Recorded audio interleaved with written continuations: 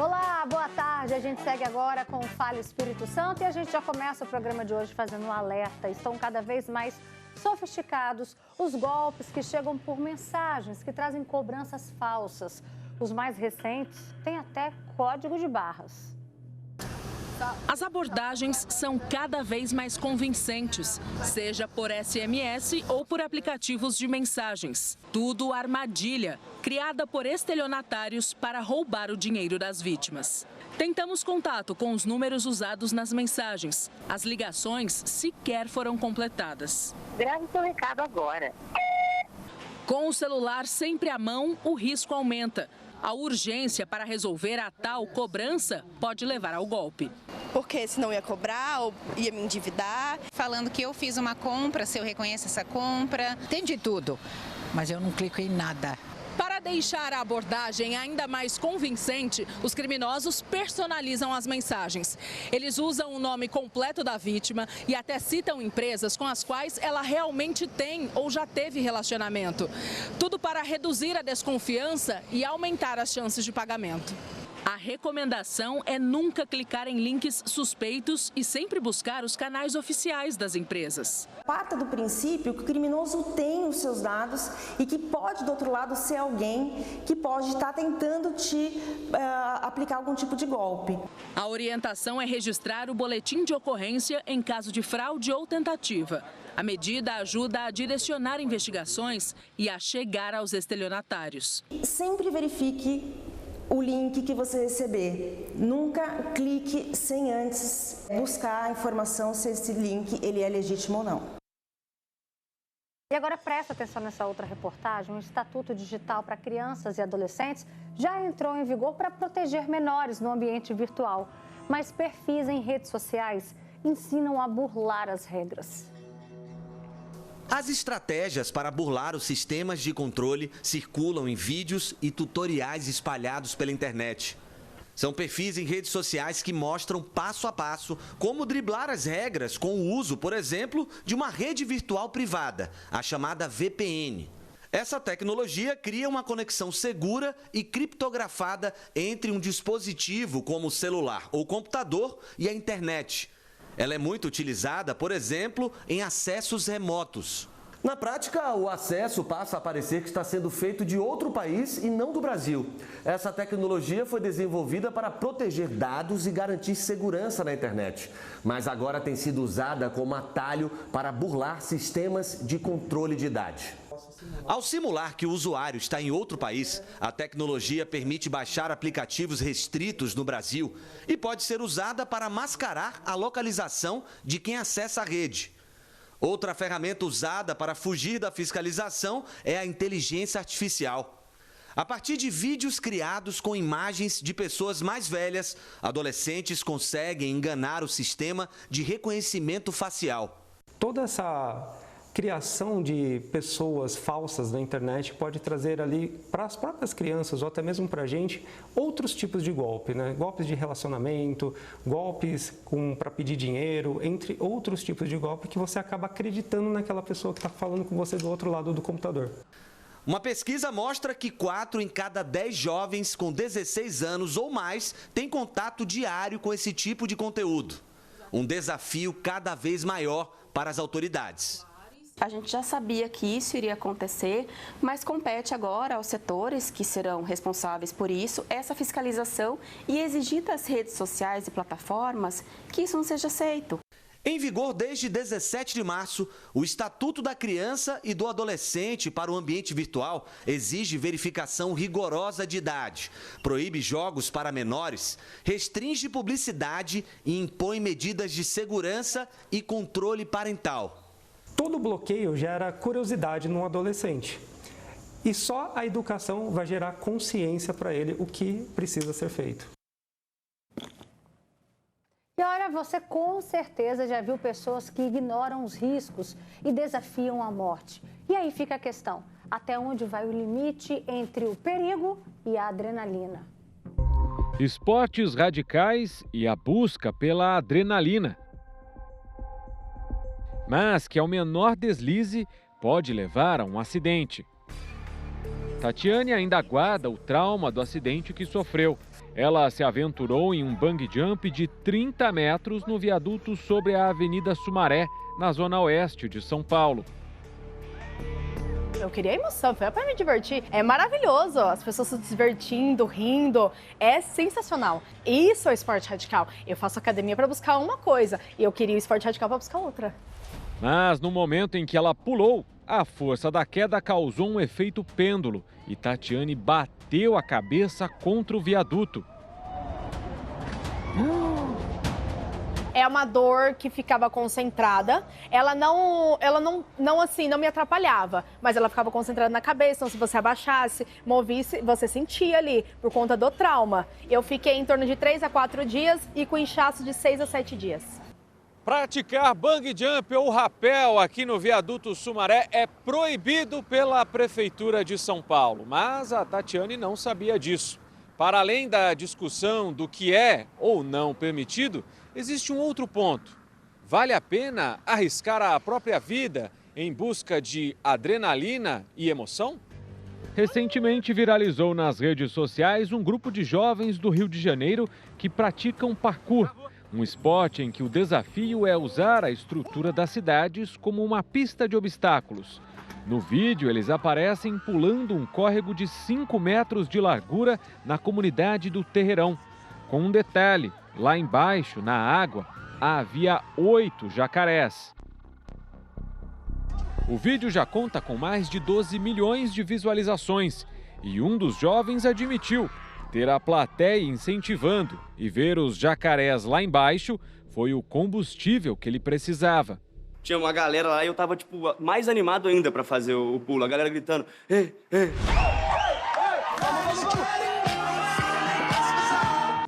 Para este psicanalista, se arriscar em busca de reconhecimento ou daquela sensação de adrenalina pode levar a um caminho sem volta. Normal não é. Normal é o ser humano saber trabalhar com a equação da potência, da impotência e da onipotência. É saber o que ele pode, o que ele não pode e até onde ele deve ir. A finitude para essas pessoas tem um apelo. E esse apelo é perigoso, né? Muito perigoso, principalmente para os jovens, né? No caso da Tatiane, ela reconheceu os próprios limites. Depois do acidente, ela permanece com os 2 pés bem firmes no chão e longe de atividades radicais. Bem pé no chão. Não quero sair para ar nenhum, não quero pular de paraquedas, não quero pular de bungee jump, não quero nada. Eu quero pé no chão mesmo, entendeu?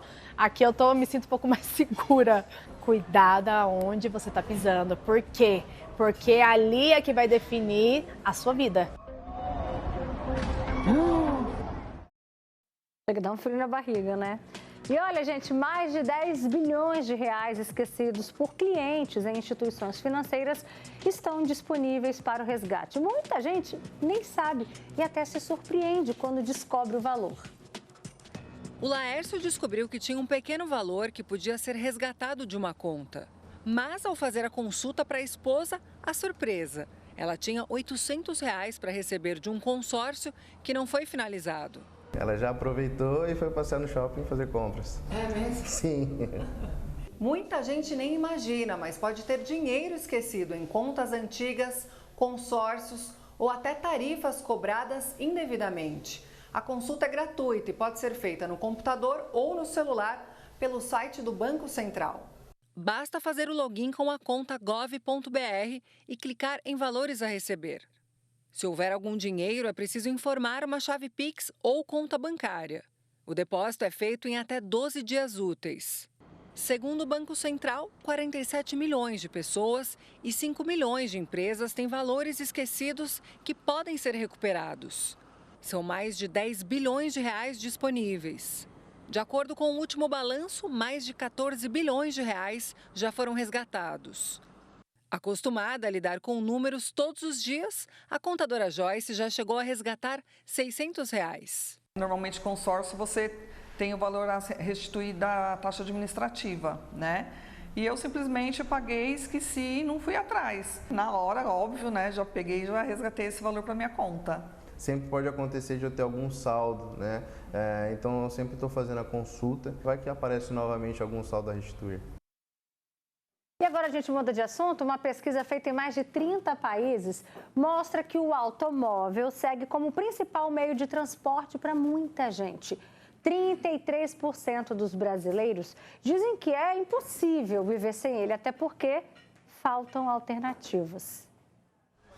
Depois de anos de espera, o David tirou a habilitação aos 33 anos. E em poucos meses deu outro passo importante. Comprou o primeiro carro.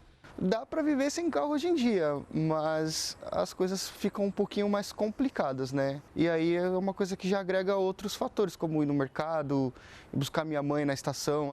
Um levantamento com mais de 23 mil pessoas em 31 países mostra que o automóvel segue como o meio de transporte mais usado. No Brasil, 33% dizem que não conseguem viver sem o veículo. Nas áreas rurais, o índice chega a 60%. Outros 49% afirmam que poderiam abrir mão, mas preferem ter um carro. Entre os mais jovens, o transporte público ganha espaço. Na geração Z, que tem entre 14 e 29 anos, 22% apontam esse como o meio preferido. Para a pesquisadora, a troca do carro pelo transporte público ainda esbarra num desafio para muitas pessoas. Elas precisam ter a garantia de um transporte público, não só acessível, mas que gere conforto. Está muito relacionado com tempo e lotação. Se por um lado o carro é sinônimo de autonomia, por outro cresce a preocupação com a segurança no trânsito. 72% dos brasileiros defendem leis mais rigorosas nas estradas, índice acima da média mundial de 66%.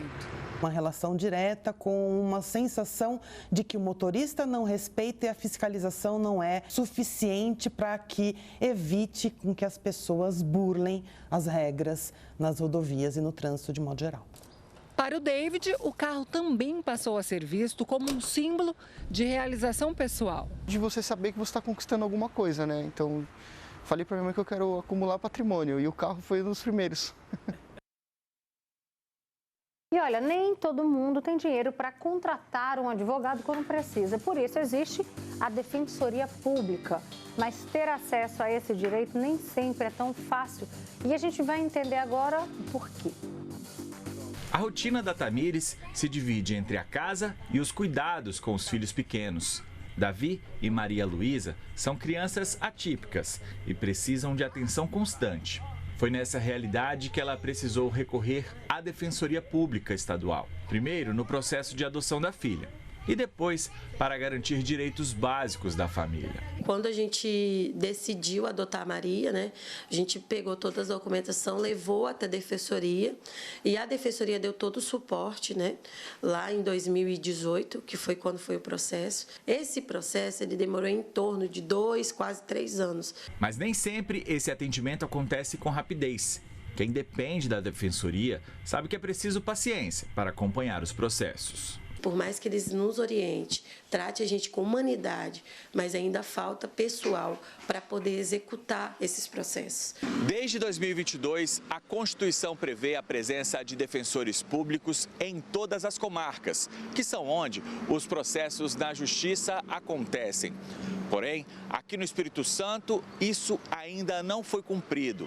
O Estado deveria ter 269 defensores públicos, mas possui 164, um número 39% menor do que o ideal. Na prática, das 69 comarcas, 40 não possuem esse atendimento. No último concurso, 35 candidatos foram aprovados, mas apenas 5 foram nomeados até agora. Nos lugares onde não tem uma defensoria pública estruturada, esses direitos eles ficam tolhidos.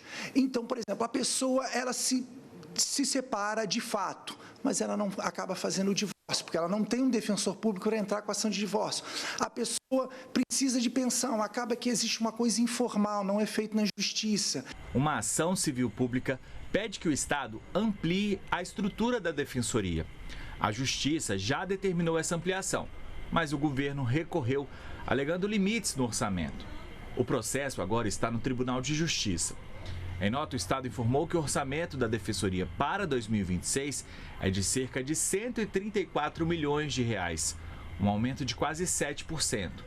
Já a Defensoria afirma que atende 70% da população capixaba e apresentou um plano para ampliar o serviço.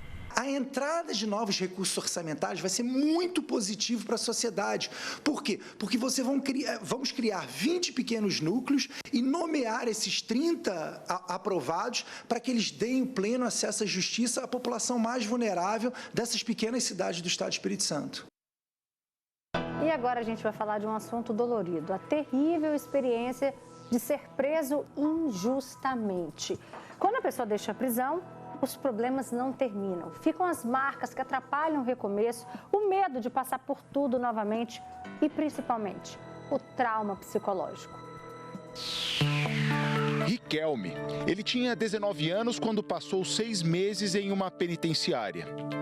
Eu sinto muito desprezo da falta da justiça e da injustiça que fizeram comigo. Rômulo, aos 21 anos, também foi parar atrás das grades. Passou 33 dias na prisão. É uma coisa que eu não desejo pra ninguém, é uma coisa que não é fácil, é difícil, entendeu? Você ficou com medo de não dar certo? Claro, eu fiquei morrendo de medo. Conforme num lugar daquele ali, você pensa o tempo todo que você já tá preso, então você vai ficar. Ambos foram vítimas de uma injustiça. Foram presos injustamente. Posso te dizer que todos os dias tem um inocente no preso. Todos os dias. Não é um dia sim, um dia não. Não é a cada 4 dias. Todos os dias existe alguém sendo preso e culpabilizado por algo que não fez. Riquelme é morador de uma comunidade na zona norte de São Paulo. Em julho de 2022, ele estava entrando na casa de um vizinho no momento de uma ação da polícia. Riquelme foi apontado como cúmplice de um sequestro.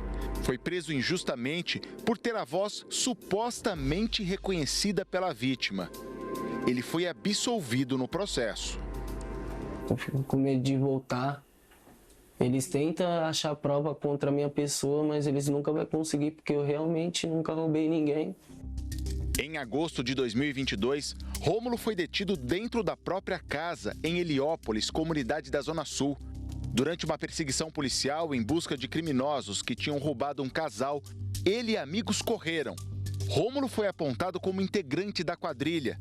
A absolvição só veio 1 ano e 7 meses depois.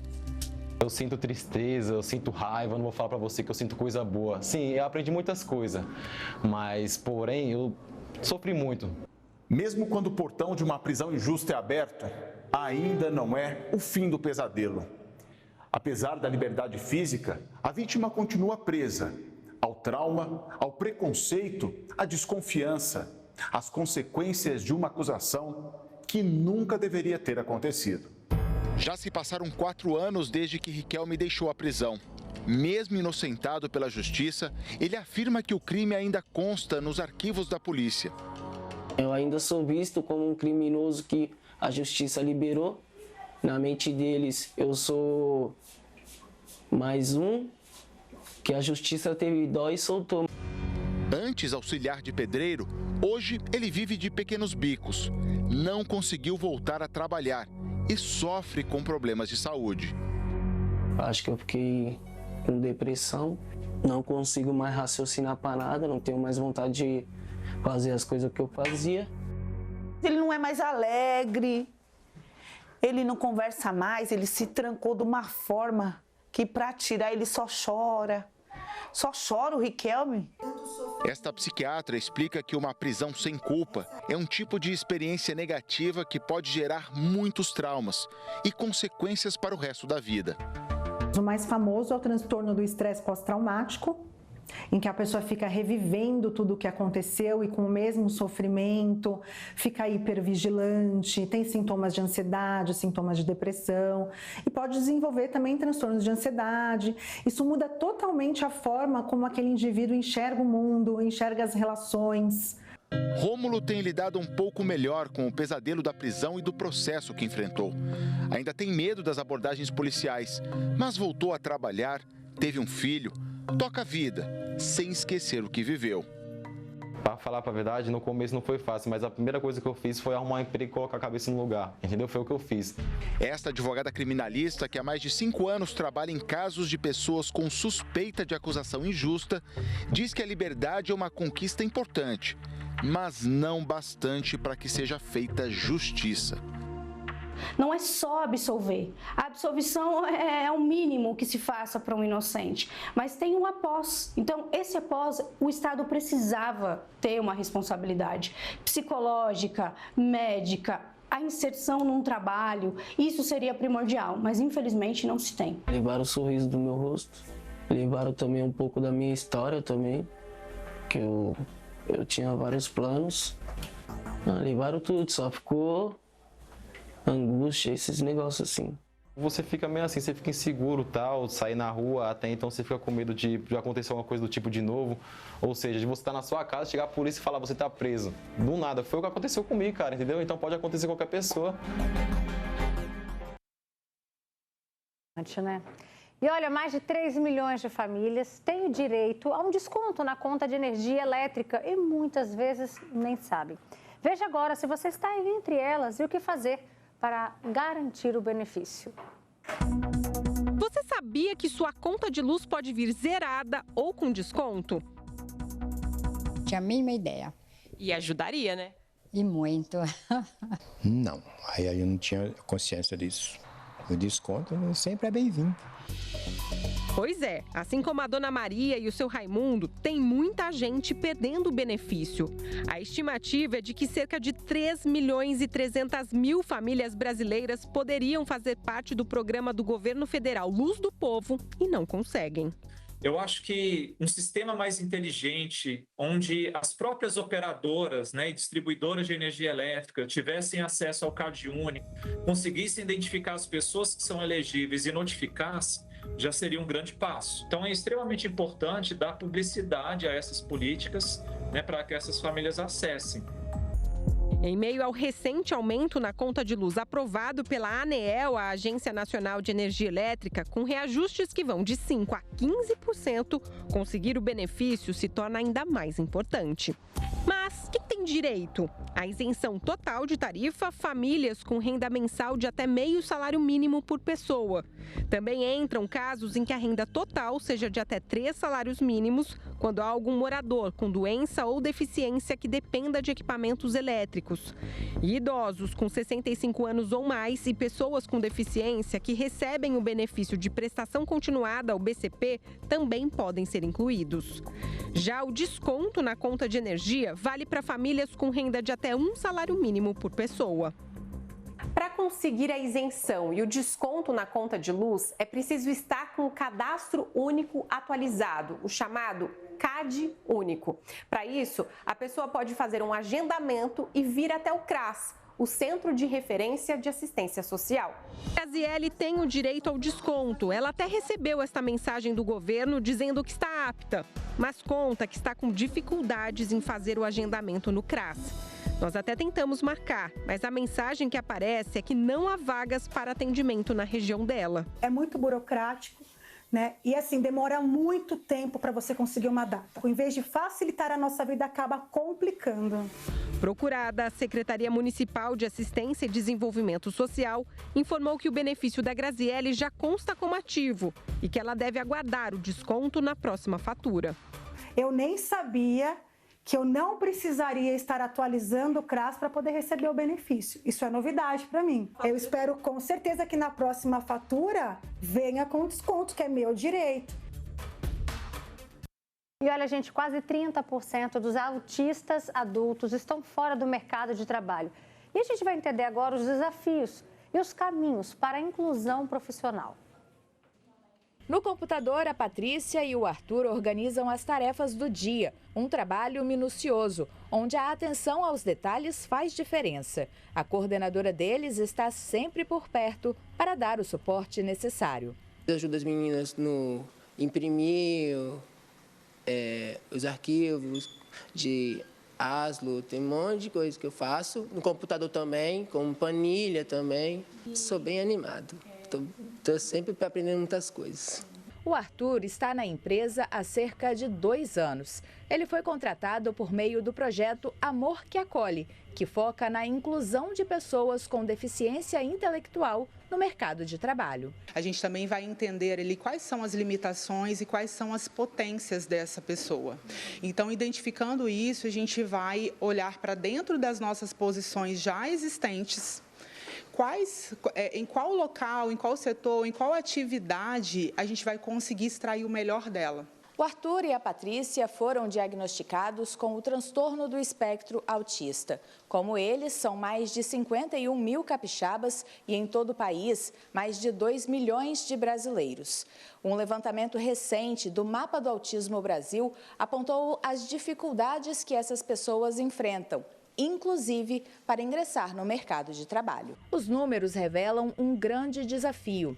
Hoje, quase 30% dos adultos autistas no Brasil estão desempregados ou vivem sem renda própria. Eu tenho uma certa dificuldade quando a comunicação comigo ela não é direta.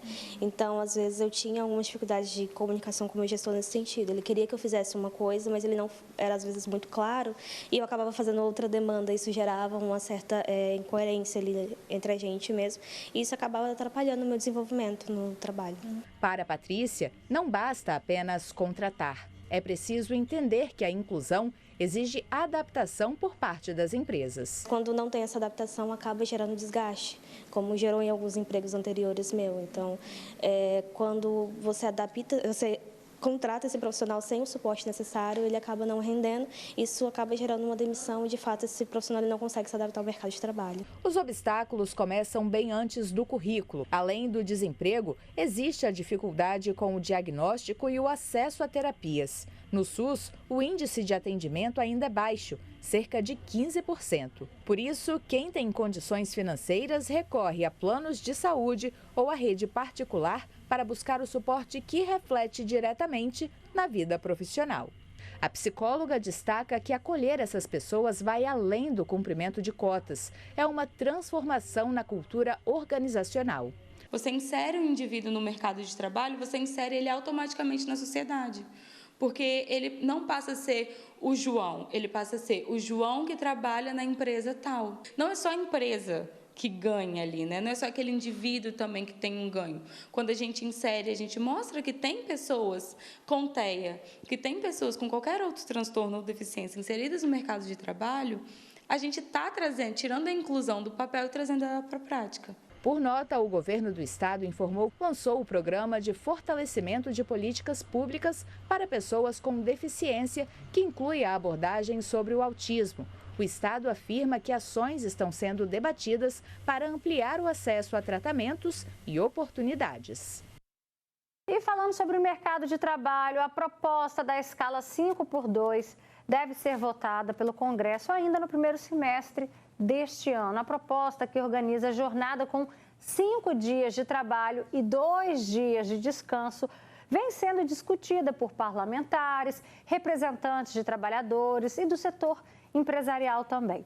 Entre os principais pontos estão os possíveis impactos na produtividade, nos custos para as empresas e na qualidade de vida dos profissionais, né? Mas a gente sabe que a medida é polêmica, divide opiniões.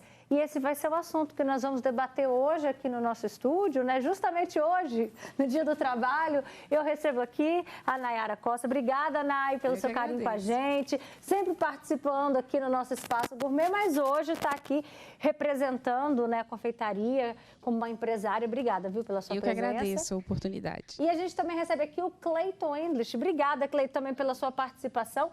Cada um tem um sistema diferente, né, na empresa. Você trabalha de que forma, Nay? Lá na empresa a gente trabalha 6x1, até porque é um comércio, né, é uma confeitaria, a gente tem a confeitaria e tem a saiteria. E os finais de semana são os que mais a gente vende, né? E as pessoas, elas querem, durante a semana, estão trabalhando, no final de semana, querem estar comendo um bolo, um doce, tomando um açaí. É nos finais de semana. Então, para mim, só funciona 6x1. E para você, Cleiton, como é que é o sistema na sua transportadora? Lá nós já trabalhamos na escala 6x1, hoje ela é 5x2. Nós decidimos lá, foi feita uma reunião E entendemos que no nosso segmento de transportadora, para ter uma melhor qualidade de vida para o colaborador, seria 5x2, de segunda a sexta e folgas aos sábados e domingos. Tem quanto tempo, mais ou menos, que você adotou esse método? Tem 2 anos. E o que você percebeu de diferença? Melhorou, piorou? Quais foram os pontos positivos e negativos? No meu segmento, teve uma melhora significativa na qualidade de vida, né? Os colaboradores chegam mais dispostos na segunda-feira, ficam mais tempo com a família, né? No sábado, no domingo.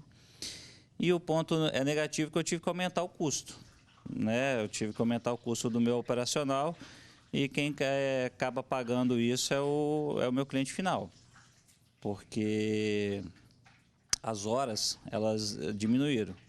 Então, para mim manter a minha demanda nesse período de 5 dias, eu tenho que elevar a minha mão de obra, o valor dela um pouco mais.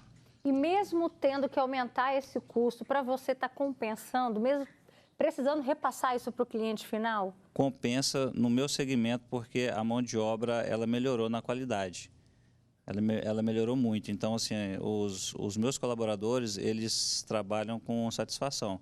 Acabou sendo um diferencial ela na empresa. As pessoas me procuram justamente por não trabalhar sábado e domingo, em vista de outras transportadoras. Então, como o mercado de trabalho está escasso de mão de obra, acaba sendo um diferencial. Mas eu entendo que as empresas, elas são segmentos diferentes. Às vezes, o que dá para mim, não dá para o outro cliente. E existem entendimentos aí divergentes. A CLT diz que um colaborador tem que fazer 2 horas extras. O acordo coletivo, a convenção diz que pode fazer 4.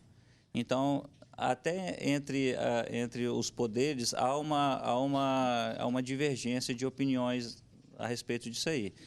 Mas no meu segmento, a escala 5x2 foi muito produtiva. No início, você chegou a ter perda de cliente por conta disso? Não. Até ter essa adaptação? Não. Eu fui avisado com 30 dias antes. Eu aumentei a minha mão de obra, justamente para dar conta nesse período. Então, eu diminuí um dia de trabalho, eu diluí ela em 5.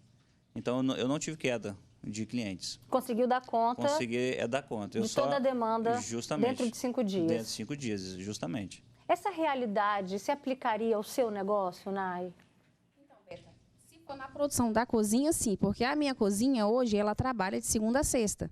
Só que a gente tem um atendimento ao público, que não dá para fazer isso, né? Não dá para trabalhar dessa forma. Por exemplo, você não tem produção de bolo num sábado e domingo? Não. Sábado e domingo é somente venda. Venda. É só venda e atendimento ao público. Então, assim, a cozinha, ela funciona de segunda a sexta tranquilamente. E eles gostam, quem trabalha na cozinha gosta. E no final de semana tem que ser a escala 6x1. Né? Dos meninos do atendimento, da montagem de açaí. Esse pessoal tem que trabalhar mais final de semana. E aí as meninas, por exemplo, a mulher ela tem 2 domingos no mês. Então, ela trabalha um domingo sim, um domingo não. Os homens já têm direito a um domingo. Né? E tem a folga, na verdade, lá a nossa folga é todo sábado. O sábado é fechado, a gente não funciona, só vai freelance para trabalhar. Eu abro a loja, mas só para delivery. Então, só contrato freelance final de semana, no sábado. Só que é um custo a mais para mim. Né? Um custo a mais. Se realmente acontecer a 5x2, vai ser um custo maior.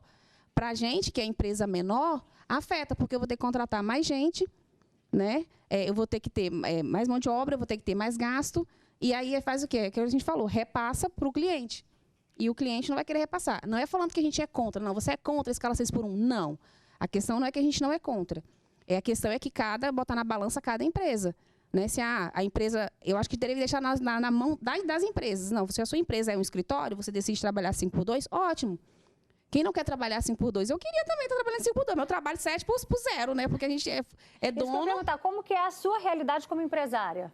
Então, eu trabalho durante a semana... junto com a produção, com os meninos na produção e ali. Final de semana eu já fico mais em casa com as meninas, mas eu trabalho de qualquer forma, porque eu fico no atendimento no celular, fico monitorando nas câmeras, se faltou alguma coisa eu tô lá, até porque eu moro perto, né? Então, assim, eu acabo ficando, a cabeça da gente, do empreendedor, do empresário, não para, né? A gente fica 24 horas ali, já pensa no outro dia o que vai ter que fazer, o que vai ter que acordar, o que a gente vai ter que comprar, dessa forma. E você acredita que assumindo esse custo a mais e tendo que repassar para o cliente final, isso você pode ter um prejuízo?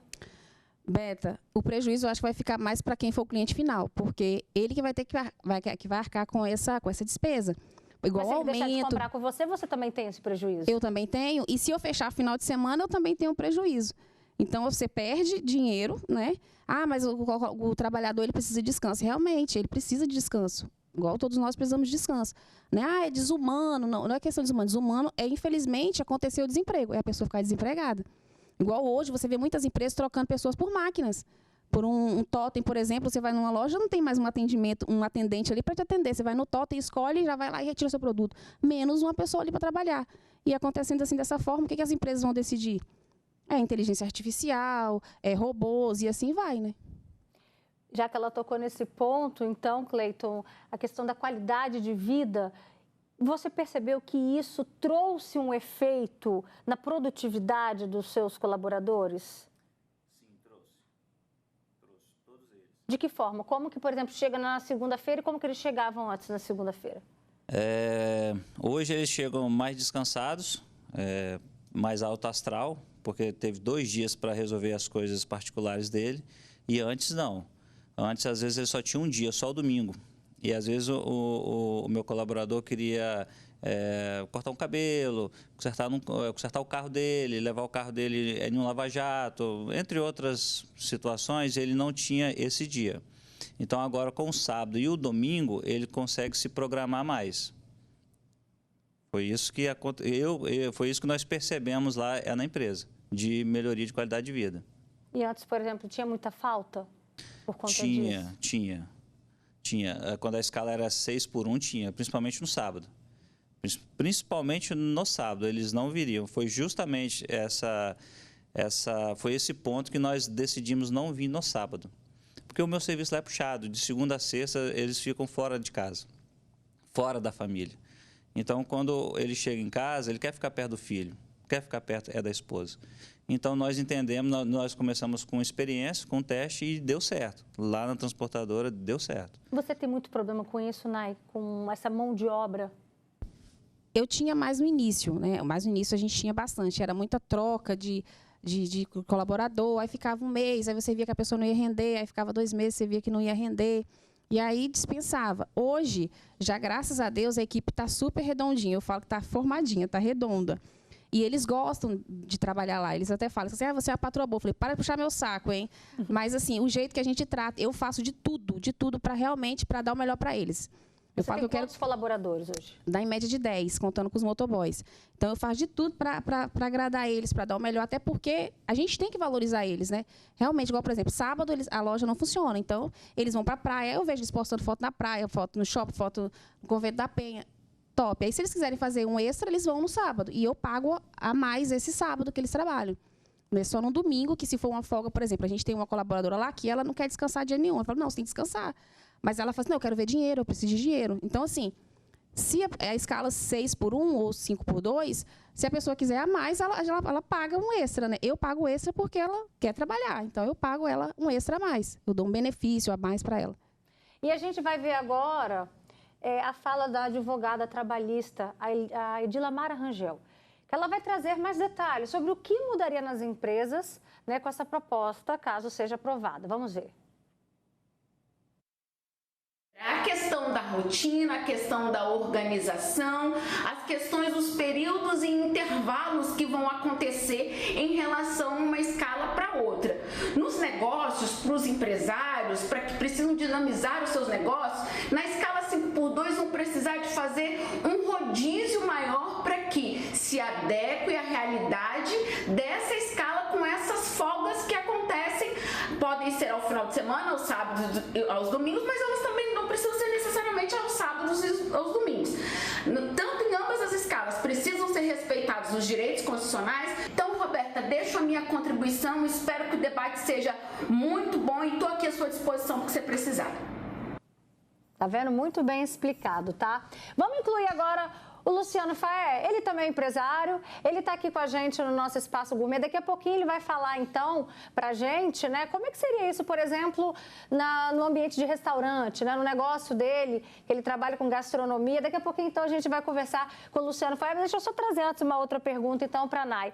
E se você proporcionar um rodízio, porque muita gente fica presa pensando no final de semana como folga, sendo que são seus dias principais aí, pensando, né, todo mundo quer comer um doce no final de semana. E se esse dia fosse mudado para uma segunda e uma terça, por exemplo, né, não daria certo no seu negócio? Então, poderia dar, mas assim, além da escala, ainda diminui o tempo. Você pensa aí, se eu tenho 1 ou 2 horas a menos por dia de produção, eu vou ter que vou ter que custear isso aí a mais, né? Esse dia a mais, essa hora a mais, eu vou ter um gasto. Lá a gente já tem esse de rodízio, que eu te falei, de uma menina trabalhar um domingo sim, é outro domingo não, as que trabalham no final de semana. Tem esse rodízio de um domingo sim, um domingo não. Mas assim, eu falo, Beta, que tudo é um caso de você colocar na balança, né? Até agora, graças a Deus, elas não têm o que reclamar, não reclamam. Mas assim, se deixar essa escala realmente for tudo certo, aprovada, colocar na balança que a empresa deveria decidir, não, olha, os restaurantes, eles podem realmente trabalhar até a escala 6x1, porque vai trabalhar quem quer. Tem pessoas que gostam de trabalhar em shopping, por exemplo. Tem gente que ama, tem gente que odeia trabalhar em shopping, mas tem gente que gosta. Conheço pessoas que estão há anos no shopping porque gostam do atendimento ao público, porque gostam de ver as pessoas. E conheço pessoas que trabalham no escritório que amam ficar sentado ali e trabalhar de segunda a sexta. Então, colocar na balança a empresa que decide, que acha melhor. Você acha melhor trabalhar dessa forma? Tudo bem. E diminuir os impostos. Se diminuir os impostos, a gente faz o quê? A gente consegue repassar para o nosso colaborador. Agora, se diminui o tempo, diminui os dias e não abaixa os impostos, fica difícil para a gente que é empreendedor, para os microempreendedores, que com certeza vai acontecer muita, infelizmente, informalidade e desemprego, né? E a gente sabe que o Brasil é o país dos impostos, né? O país que mais tem imposto, né? Que cada vez vem mais, vem 2 impostos, vem. E aí a gente vê que o nosso custo como funcionário não é só o valor que você paga R$2.000 para ele, R$3.000. É bem além do que isso, né? Se eles diminuírem isso aí, a gente podia muito bem repassar. A pessoa fala, mas aumenta o salário. Tá, mas o que adianta a gente aumentar o salário se o próprio colaborador também ele vai custar mais caro para a gente, vai ter, entendeu? Vai ter esse repasse e aí vai. Agora sim, a gente consegue incluir o Faé aqui no nosso bate-papo. Vamos lá falar com ele. Meu amigo, e aí, hein? No ramo de restaurantes, como é que funcionaria isso? Qual que é a sua visão? Eu estou aqui prestando atenção na Nay, concordando com tudo aqui, porque na verdade, a escala 5x2, ela já existe no corporativo ali, né? A gente sabe que no dia a dia. Mas em restaurante, confeitaria, isso vai ser um problema. E quando eu penso nesse problema, você tocou numa situação que os empresários, eles já fazem isso, já estão fazendo, trocar o ser humano por máquinas. Isso vai acontecer com ainda mais, porque na hora de repassar, o consumidor final que vai ter que pagar isso, né? Vai sair de um bolso do consumidor final. Vai pesar para a gente também? Vai, porque nós vamos ter que reduzir, às vezes, ali o nosso lucro, né? Mas a gente vai ter que cortar de alguém, vai ter que diminuir a equipe, vai ter que repassar para o consumidor e, às vezes, tipo assim, restaurante não tem nem a possibilidade de reduzir a equipe, vai ter que repassar para o consumidor. Deixa eu ver, então, aqui com o Cleiton, embora ele não seja, né, do ramo de alimentos, gastronomia, o ramo dele é transportadora, completamente diferente. Mas aí, como é que você já falou a respeito do seu custo operacional, aumentou, né? E de que maneira que você fez para justificar isso para o cliente final? Qualidade de serviço. As pessoas hoje procuram muito qualidade de serviço. Então, eu repassei, não diminuindo a minha qualidade de serviço. Você tem quantos funcionários? 24, diretos e indiretos. E funciona assim, por exemplo, para quem é PJ e para quem é CLT? Funciona. Quando eu tenho um aumento quando a demanda aumenta muito, eu contrato terceirizados por um determinado dia. Então, eu faço aquele trabalho que tem que ser feito, a demanda aumentou, depois diminuiu, segue normalmente. Você precisou dispensar algum colaborador? Não precisei. Porque a captação de cliente lá na empresa ela é constante. o programa de crescimento lá, ele não para. Então, a empresa está sempre contratando, sempre aumentando e sempre capacitando o cliente, o funcionário também. Então, para você, está aqui o modelo, né, o exemplo de que a escala 5x2 funcionou muito bem. Sim. E assim você pretende seguir? Assim eu pretendo seguir. A não ser que eu mude de ramo ou, com raríssimas exceções que precise trabalhar no sábado, aí a gente chama a equipe, né? A gente chama a equipe, aconteceu algum imprevisto, a gente precisa de vir no sábado, normalmente. Mas eu queria deixar claro aqui que eu acho que essa questão de 6x1 ou 5x2, isso tem que partir da empresa decidir, que são segmentos diferentes. Então, o empresário que vai decidir o que é bom e o que não é para a empresa. E, gente, não é que vai ter a escala 5x2 que as empresas vão fechar sábado e domingo, não. Elas vão ter que remodelar a sua forma de trabalho, seja ela com escalas, seja ela contratando mais funcionários. No meu entendimento, vai ser um novo desafio para nós empresários. Obrigada, Cleiton, pela sua contribuição. E já para o modelo de negócio da NAI, pelo que ela está trazendo para a gente como a experiência dela, já não funcionaria, né, da mesma forma como funcionou também assim para o Cleiton, né, Nai? Então, para você é a favor, então, da 6x1, né? Continue, ou que fala igual o Cleiton falou, né? Deixa as empresas decidirem. Se a empresa quer 5x2, coloque 5x2. Se quer 6x1, pague o justo de 6x1, né? E pague o justo de 5x2. Tá certo. É um debate que vale a pena ouvir os dois lados para chegar, né, a um denominador comum. Obrigada, viu, pela participação de vocês e feliz dia do trabalho pra gente, né? Que tem muito trabalho aí pela frente. Vamos nessa, bora trabalhar, bora continuar trabalhando. Escuta só essa reportagem, gente. Uma brasileira se mudou para a Coreia do Sul e se tornou influenciadora digital, falando de um assunto que tem atraído cada vez mais seguidoras. A K-beauty, a beleza coreana. A Yuna vai contar pra gente alguns dos segredinhos das famosas, né? Aliás, da famosa maquiagem oriental. Essa é a maquiagem muito famosa, que une o cuidado com a pele, uma boa alimentação e também prevenção do envelhecimento. As redes sociais ditam moda, estilo e novas tendências. E quando a busca é por pele bonita, é esse efeito aí que vem atraindo as mulheres. O chamado glass skin. Traduzindo, pele de vidro, o segredo da beleza coreana. Eu tenho muitas clientes que vêm fazer maquiagem comigo e pedem sim esse acabamento que a maquiagem coreana traz. E o que é esse acabamento, né? É aquela maquiagem que tem um aspecto leve, natural, com um olhar descansado, com pele descansada, pele com viço. Mas copiar o efeito da maquiagem coreana, leve, que parece realçar a beleza natural, ao mesmo tempo em que a pele é tratada, vai muito além de adquirir uma lista de produtos importados, cumprir rituais de limpeza ou fazer hidratação. A verdade é que existem outros fatores por trás daquela pele tão branquinha e viçosa, que vão desde o clima até a alimentação das coreanas. A gente consome muito aquelas sopas de colágeno, sabe? Sopas que tem caldo de ossobuco. Então, como o frio é super extremo aqui, durante a rotina no inverno, eles têm esse hábito de consumir bastante sopas de colágeno. Yuna estuda esse conjunto de técnicas e conceitos de cuidados da beleza coreana, conhecido como K-beauty, uma tendência que se globalizou por causa de vídeos que bombam na internet. Faz 4 anos que a brasileira mudou para a Coreia do Sul. A paixão pela cultura do país e principalmente pela K-beauty serviu de incentivo para que se tornasse criadora de conteúdo nesse segmento para as redes sociais. O que mais bomba e que foi criado aqui na Coreia do Sul foi a sheet mask, que são as máscaras de tecido. Aquelas máscaras que você coloca, deixa agir aí 10 a 15 minutos, aí você retira.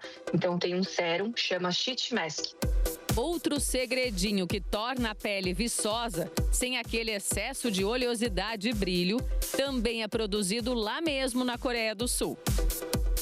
Outra coisa muito procurada pelas brasileiras quando vem aqui na Coreia e algo que bombou muito no Ocidente é a base em cushion. É uma base em almofada, que ela é embebida numa esponja Então você abre o potinho e você bate no rosto como se fosse uma base líquida, só que ela está embebida em uma esponjinha, por isso que chama base in cushion. As coreanas também aprendem a prevenir o envelhecimento da pele desde muito jovens, reforçando mais de uma vez por dia o uso de protetor solar, por exemplo. Mas afinal, em meio a tantas dicas e tutoriais, é possível uma brasileira alcançar a tão sonhada pele de vidro das orientais? Especialistas no assunto acreditam que sim, embora façam algumas ressalvas. Quando fala de produtos novos, a gente tem que tomar cuidado com aquilo que é só hype do momento e que não vai ter função, e aquilo que realmente já tem estudos científicos, clássicos e que mostram realmente função. Eu acho que a maquiagem coreana funciona super na pele brasileira. Porém, tem uma questão, que eu acho que não é sobre a gente copiar exatamente os passos, mas a gente adaptar para a nossa necessidade. Arrasou, né? Agora vem cá, você trabalha muito, sente dores no corpo? Saiba que a recuperação vem de uma combinação. O remédio é importante, mas, gente, o descanso é fundamental. Adriana trabalha de 13 a 15 horas por dia, de segunda a segunda. Sempre atrás do volante, enfrentando o trânsito desafiador de São Paulo. Eu tenho muita dor, então assim, o meu problema é dor. Então eu sempre ando com a minha cartela de remédio, começa a doer, eu tomo com água, quando não tem água eu tomo meu remédio e sigo a vida. Eu não consigo descansar para poder esperar a dor passar. Não é um caso isolado. Pelas ruas, o que não falta é gente vivendo um dilema parecido com o da motorista. Normalmente é só um remedinho, né? Para faltar, a gente precisa estar mal mesmo. Eu prefiro descansar. Se estiver indisposto, descansar. É? Isso. Você consegue fazer isso? Às vezes sim, às vezes não, nem sempre, né? Essa dica aqui não vem escrita na bula de remédios para a dor. Mas o descanso inteligente acelera a recuperação do corpo. E respeitar esse repouso é fundamental para manter a engrenagem funcionando, sem transformar um problema leve em uma dor crônica, por exemplo. Pensando nisso, uma empresa de medicamentos lançou um desafio em uma plataforma na internet para incentivar os brasileiros a cuidarem das dores provocadas pelo cansaço. A proposta é encarar um período de descanso para aliviar sintomas da dor de cabeça. Profissionais de diferentes áreas foram convidados a participar do experimento e registrar um vídeo sobre a experiência.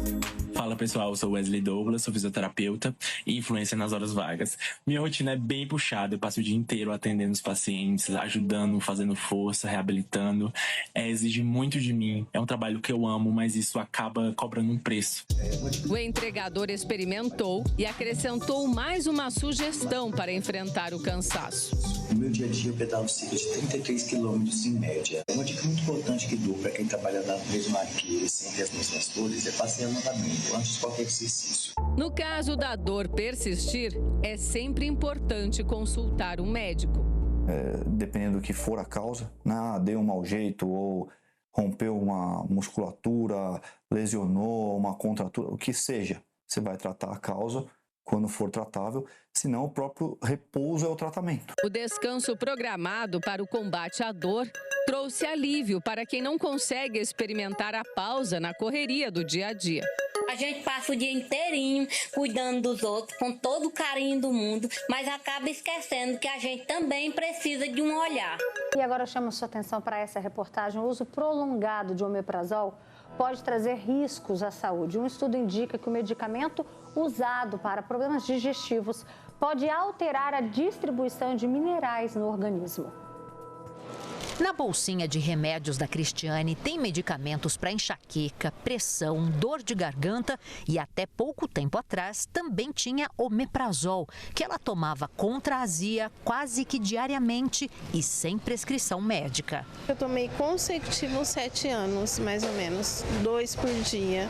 E, às vezes eu tomava mais, porque se eu fosse comer uma pizza à noite, alguma coisa, então eu tomava antes de ter alguma coisa. Indicado contra refluxo, azia e má digestão, o omeprazol é alvo de um estudo de pesquisadores da Faculdade de Medicina do ABC em parceria com a Unifesp. O estudo pré-clínico feito com ratos em laboratório mostra que o uso prolongado do omeprazol altera a distribuição de minerais no organismo, entre eles cálcio, ferro, zinco, magnésio e potássio. O desequilíbrio pode favorecer o aparecimento de doenças como a osteoporose e a anemia.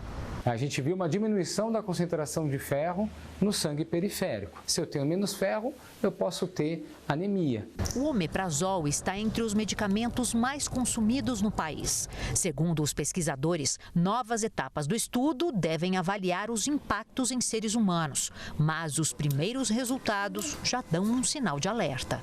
Hoje ele é um medicamento que dispensa a prescrição, mas mesmo assim a sua utilização ela tem que ser sob orientação médica e do farmacêutico. Agora vamos lá, chama a família, chama o companheiro aí para a sala, que esse assunto muito nos interessa. O ator Jarbas Homem de Melo, marido de Cláudia Raia, falou sobre um assunto que ainda é tabu entre os homens, a andropausa. Jarbas contou que há 5 anos faz reposição de testosterona, o hormônio masculino. Ele disse que o principal sintoma foi a falta de paciência. Aí decidiu procurar um médico e começou a se tratar. E aí, gente, quais são os sintomas da queda de testosterona nos homens? Quando ela acontece de forma mais acentuada? Será que todo homem vai precisar fazer a reposição do hormônio? Esse é um assunto, já falei, que muito nos interessa aqui no nosso estúdio. A gente recebe a doutora Keula Garret. Muito obrigada, doutora, pela sua presença. Seja bem-vinda, viu? Boa tarde. Boa tarde, eu que agradeço. E a gente recebe o Anderson Rodrigues, que vai contar pra gente se ele já sentiu sinais da famosa andropausa. Primeiramente, já ouviu falar na andropausa? Sim, Roberta, boa tarde, boa tarde. Boa tarde, seja bem-vindo, meu amigo. Já ouvi falar, né? Eu trabalho na área da saúde, então a gente tá sempre ouvindo as pessoas comentarem sobre o assunto. E ela já deu sinais? Então, Roberta, eu não sei se é sinal da andropausa ou se é da minha rotina, entendeu? Eu tenho uma rotina muito pesada. Eu acordo de madrugada, trabalho, né, muito concentrado, né? Condutor de veículo de emergência tem que se concentrar, é trânsito, entendeu? É um desequilíbrio, né, ali da função. Só para explicar, pessoal de casa, você é socorrista, não é isso? Sim, socorrista, condutor de veículo de emergência e técnico em enfermagem. Então, tudo envolve essa área aí. E a gente precisa de ter força física, concentração, né? E, às vezes, eu acredito que, por se tratar de muita concentração para não causar um acidente, acaba gerando esse desconforto, entendeu? No final de rotina, no final de tarde, né? Aí vem o que? Um cansaço? Cansaço a gente tem. Eu tenho bastante. Às vezes eu me pego meio que cochilando, entendeu? Dando aquela...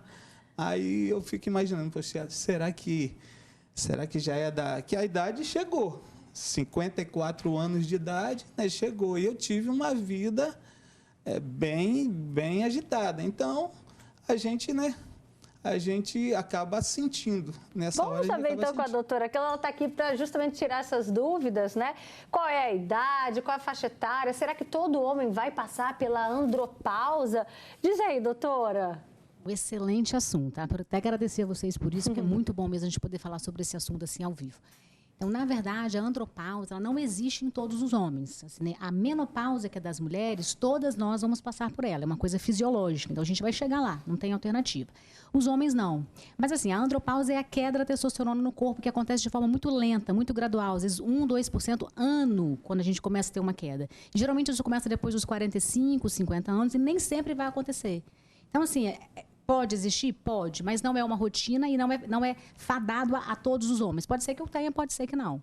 E quais são os sintomas? Porque nas mulheres, a gente até fala sempre aqui no programa, né? Aquele fogacho, a irritabilidade, o ressecamento. E nos homens? Não, na verdade, achei até interessante quando a gente ouviu ali a reportagem, porque os homens, quando eles têm queda da testosterona, a gente tem mais desânimo, cansaço, apatia. É menos irritabilidade, mais apatia, inclusive, né? Mas o principal sintoma, quando a gente realmente tem uma queda da testo, a gente vê a queda dos pelos, a gente vê a falta da libido, a gente vê uma impotência sexual, muitas vezes uma disfunção erétil, porque a gente não tem um hormônio.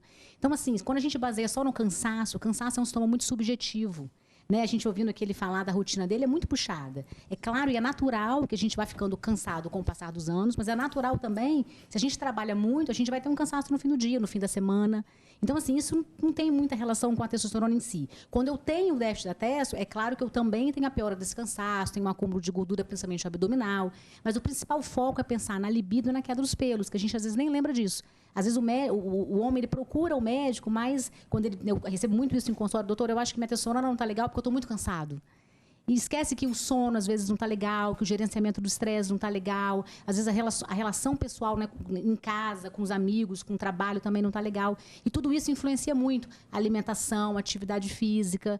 Então, assim, não dá para basear só no cansaço. Além desse exame clínico, tem algum outro exame também que é feito para constatar isso, doutora? Sim, é super importante. O diagnóstico do hipogonadismo, que é a falha realmente da testosterona, ela vem pela clínica, que a gente tem que ouvir e realmente compreender, e ela é comprovada pelo exame de sangue. Então, a gente faz 3 exames bem simples, que é a testosterona total, dosada no sangue, o LH e o FSH, que são os estimuladores do testículo, que façam que essa testosterona nossa seja produzida, né, dos homens seja produzida. Então, é bem simples, é uma coleta de sangue normal, não precisa de jejum, e com ela, então, é que a gente vai realmente comprovar se há ou não um hipogonadismo. De quanto em quanto tempo o homem tem que fazer esse acompanhamento, esse exame? Na verdade, não tem que fazer. Não tem que fazer. Não tem que fazer. A gente começa... A testosterona, ela não é para todo mundo. Não é porque eu tenho diabetes, ou porque eu tenho obesidade, ou porque eu sou homem. Não é para fazer. Na verdade, quando eu tenho uma clínica, eu sinto que eu estou... Minha libido não está legal, meus pelos estão caindo, eu ganhei peso, eu estou apático, eu não tenho ânimo, tenho a sensação de que eu estou deprimido, e eu busco ajuda, aí eu vou fazer. Porque o exame, Roberta, ele serve para confirmar uma suspeita diagnóstica. O exame, a gente não pode pedir para um paciente, vou pedir 64 exames para você para a gente descobrir o quê? O mais importante na medicina... acha, né, doutora? O mais importante na medicina é a clínica, é o que o paciente sente. E aí eu vou comprovar com esse exame. Então, eu não saio pedindo testosterona para todo mundo, não tem porquê. Perfeito. E você, agora, depois dessa explicação... Sou peludo. Sou peludo. Né? Já descartou uma possível andropausa. Por pelo, não. Mas eu não sou exemplo de vida saudável para ninguém, entendeu? Eu não pratico nenhum tipo de esporte, nada. Meu negócio é trabalhar. Trabalho constante. É possível prevenir, doutora? Não, prevenir não. Mas assim, o que a gente pode prevenir dentro do hipogonadismo? O hipogonadismo real, não. Mas a gente tem um hipogonadismo que a gente chama de hipogonadismo funcional. Por exemplo, o paciente que tem obesidade, ele muitas vezes, na sua grande maioria, ele vai ter uma testosterona mais baixa. Então, a gente tem que ficar dosando também. Porque, às vezes, o paciente chega para tratamento de obesidade, se você faz uma testo e está baixa, sem ele ter te falado nada de sintomas, você vai falar, e agora? Vou repor. E a gente não tem que ter pressa na reposição. A gente tem que repor realmente quando necessário, porque há risco.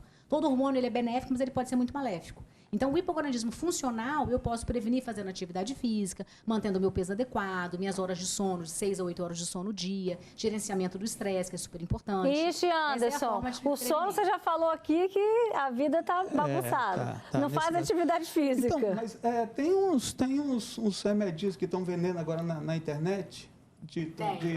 Para trabalhar perda de peso, então, tá falando? funciona? Não, até para aumentar a testosterona, testo não sei o que lá. Não. A gente, assim, quando a gente tem o diagnóstico mesmo, a gente vai repor com o hormônio que é a testosterona. A gente tem algumas marcas no mercado. Agora, esse monte de suplemento que vai aumentar, que vai estimular, eu acho que não. O Brasil está se tornando um dos países de suplemento. A América já é há muitos anos e o Brasil está copiando, né? A gente tem essa fama, na verdade. E aí a gente começa a tomar aquele monte de suplemento como se fosse melhorar tudo. A gente tem que ter muita calma. Porque suplemento, ele é ótimo, mas ele também pode não ser. Vitamina, por exemplo, é maravilhosa, ela não pode estar em deficiência, mas a gente tem que lembrar que o excesso traz toxicidade. Então, a gente tem que ter muito cuidado quando vai repor aquilo que a gente não precisa, né? O corpo ele tem que ter aquilo que ele precisa. Isso me faz lembrar, recentemente, o Zé Felipe, ele deu um depoimento falando que ele estava fazendo reposição de hormônio, que ele estava se sentindo, né, muito cansado, fadigado, estava prejudicando até, ele estava falando até mesmo em relação à libido dele também. Tão jovem assim, Tem casos, doutora, de fazer essa reposição de testosterona? Tem. A gente tem alguns casos de jovens que podem sim ter um hipogonadismo, a gente tem casos genéticos, de algumas síndromes genéticas que podem cursar com hipogonadismo. E a gente percebe bem lá no comecinho, na puberdade mesmo, aquele menino que não entra na puberdade, aquela puberdade muito tardia. A gente faz a investigação e aí a gente realmente descobre que ele tem, às vezes, uma doença genética e tem que repor testo desde a adolescência, né? Às vezes a gente tem algum caso, por exemplo, de um jovem que pode evoluir com hipogonadismo, às vezes de forma idiopática, mas às vezes porque ele teve uma infecção fúngica, por exemplo, testicular, e aí comprometeu. Então, assim, tem alguns casos que são raros, mas existem alguns casos, né? O problema é, a gente fica muito preocupado dentro da endocrinologia com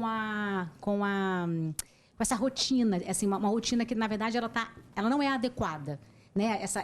Cai na mídia social que a testosterona faz bem para tudo, vamos tomar, mas, na verdade, isso é mais um culto ao corpo do que outra coisa qualquer.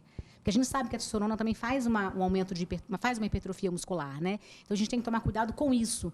Né? Então, a partir do momento que entra de forma mecânica para fazer um trabalho que era para o próprio organismo fazer, pessoas muito jovens que usam de maneira anabólica, né? Qual o efeito disso a longo prazo, doutora? Isso é bastante perigoso, né? Então, assim, se eu estou usando o hormônio para fins estéticos somente, que é um anabolizante, são os esteroides anabolizantes que a gente tem como principal forma a testosterona mesmo, a gente pode, por exemplo, causar uma infertilidade ao longo dos anos. Porque se eu estou repondo um hormônio, estou enchendo o meu sangue daquele hormônio de fora para dentro, eu vou adormecer o meu estimulador.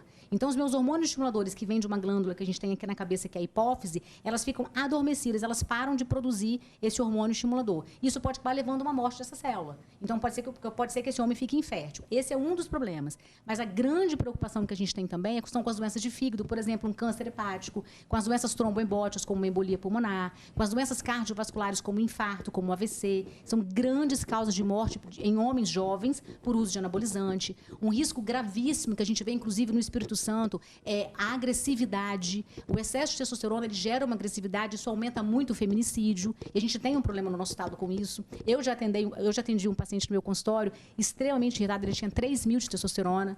É um paciente que vinha com a esposa, ela até relatou para mim 3.000 de testosterona, para a gente entender, isso é muito ou isso é... Muito alto, o limite é 890. A gente não tem que ter mais do que 890. Basta, assim. E outra coisa, a gente também não precisa ter nem 800. Às vezes você está super bem e tem uma testosterona de 420, de 380, e tudo bem. A gente vai tratar, não é o exame, a gente vai tratar a clínica confirmada pelo exame. A gente tem que tomar muito cuidado com isso também. Então, esse paciente que eu estava contando, a esposa comentou que ele, em uma das brigas, ele pegou uma cadeira, jogou no chão e quebrou a cadeira. Isso é uma agressividade. Então, a gente tem que tomar muito cuidado com isso também. Então, são vários efeitos colaterais gravíssimos que a gente pode ter pelo excesso do anabolizante. E qual seria a diferença, doutora, de uma pessoa, quando chega nesse período aí da andropausa, né, depois de constatado, fazer essa reposição da testosterona, né? Também não teria essa questão que você falou da hipófise, que deixa um pouco mais adormecida essa produção. Qual seria essa diferença? Quando a gente fecha o diagnóstico, existe realmente um déficit de produção. A gente tem que avaliar. Esse déficit de produção, ele é por quê? Ele é um déficit primário ou ele é um déficit secundário? Vou avaliar isso primeiro. É o meu estimulador que está baixo, então não está estimulando esse testículo. Então eu vou usar o estimulador. Então é um outro remédio, não é a testosterona em si que eu vou fazer uso. É o clomifeno, por exemplo, que é um estimulador da hipófise para produzir esses dois hormônios, para estimular o seu testículo a produzir a sua própria testosterona. Essa é uma forma de tratar. Não, os meus estimuladores, eles estão inclusive aumentados, e é o meu testículo que realmente não consegue produzir. Então, nessa hora, eu vou repor a testosterona mesmo, que é o hormônio que geralmente é feito de forma injetável ou até em formato de gel. Tá? E a diferença da gente tratar quem precisa é que eu vou tratar para colocar esse hormônio dentro da normalidade, tendo como meu limite o 890. Então, o paciente está com 600, está tudo bem? Tá. Ele vai melhorar, ele vai ficar bem. Então, eu não vou ultrapassar o limite da fisiologia. Perfeito. Anderson, pelo que você relatou, está tudo bem, então. Acredito que sim. Né? Só precisando descansar um pouco mais. A minha tá 7/0. 7/0. 7 dias trabalhando, 0 de descanso. Não, moço, então, tá tudo errado. Olha o que a gente conversou também no assunto anterior, viu? O descanso é muito importante, né, doutora? A gente precisa dar a devida importância para o sono. Sim. Né? É nesse momento que o nosso organismo trabalha, né? Sim. O sono, ele é fundamental. A gente fala que o sono é como se ele fosse o principal pilar que segura a sua casa. A gente tem vários pilares dentro da medicina do estilo de vida, por exemplo, e o sono é um pilar fundamental. A gente precisa respeitar isso, né? A gente precisa descansar. Geralmente a gente vai descansar o quê? De 6 a 8 horas por dia. Um adulto é de 6 a 8 horas por dia de sono. E a gente tem que respeitar as outras coisas. Eu durmo, mas eu estou me alimentando de forma adequada? Eu faço uma atividade física? Eu tenho meu tempo de lazer com a minha família ou com meus amigos? É o básico bem feito. É o básico, né? Senão a gente vai adoecer, não tem jeito. Tá certo. Ó, se cuida, meu amigo. Dá um beijo na Martinha, tá bom? Deixa comigo. Obrigada, doutora Keila. Volte sempre. Dando uma aula pra gente, né? Explica muito bem. Obrigado.